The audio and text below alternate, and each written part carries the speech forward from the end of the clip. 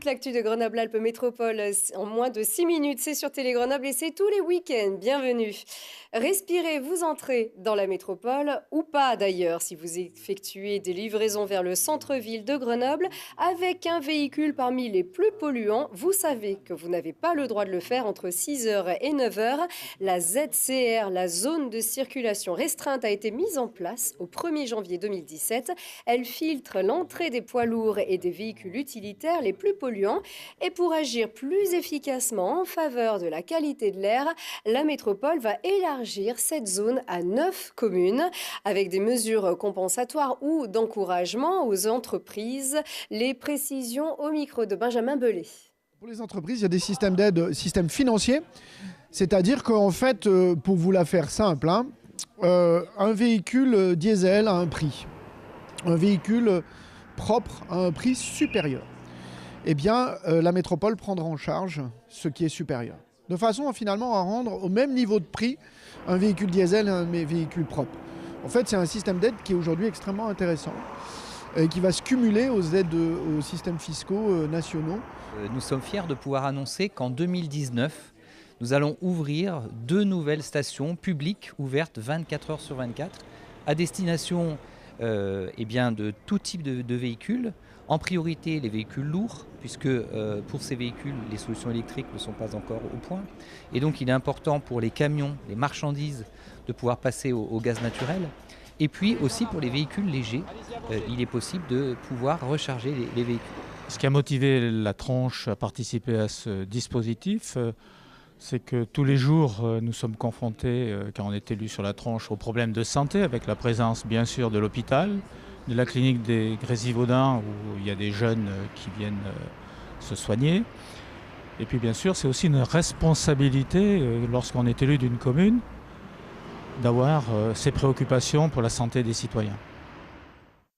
La métropole rappelle que dans le bassin grenoblois, la pollution est à l'origine de 114 décès par an, selon l'Institut pour l'avancée des biosciences. Malgré cela, un bus est rentré dans Alpexpo. C'était lundi soir, mais il pouvait bien déroger. Ce bus transportait les athlètes de l'équipe de France de retour de Pyeongchang après un voyage interminable retardé de plus de 3 heures. Martin Fourcade, le triple médaillé d'or, les médaillés, les places d'honneur, ils ont tous été acclamés sur la scène du summum devant l'ovation de près de 4000 personnes au terme d'une cérémonie orchestrée par Télé Grenoble et Thibault Leduc, comme vous le voyez sur ces images des équipes de Favorise.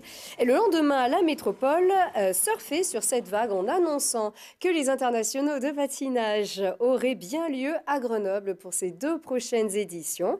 Le public va pouvoir retrouver les danseurs sur glace médaillés d'argent en Corée, Gabriela Papadakis et Guillaume Cizeron, mais aussi le couple Vanessa James et Morgane Cyprès, 5e, et tous les meilleurs patineurs du monde dans la patinoire Pôle Sud du 23 au 25 novembre 2018.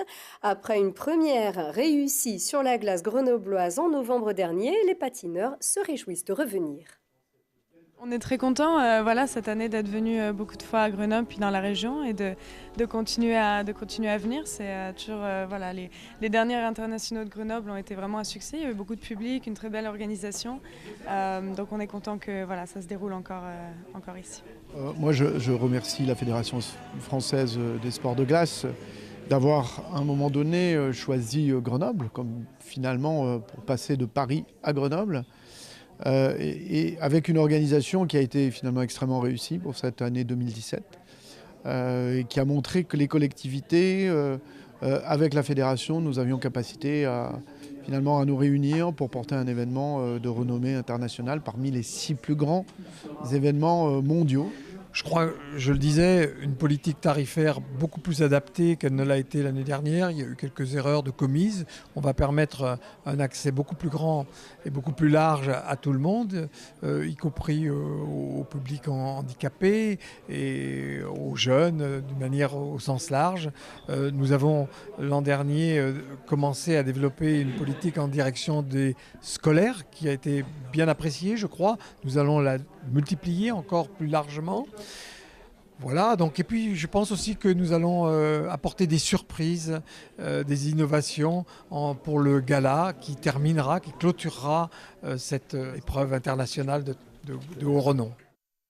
Des surprises et des innovations, vous allez déjà pouvoir en voir sur Télé Grenoble ce dimanche à 21h, parce que l'équipe de France de patinage s'est produite en gala au Palais des Sports de Grenoble et c'était mardi dernier. Nous retransmettons donc cet événement dimanche à 21h. C'est la fin de cette édition. Merci, très bon week-end.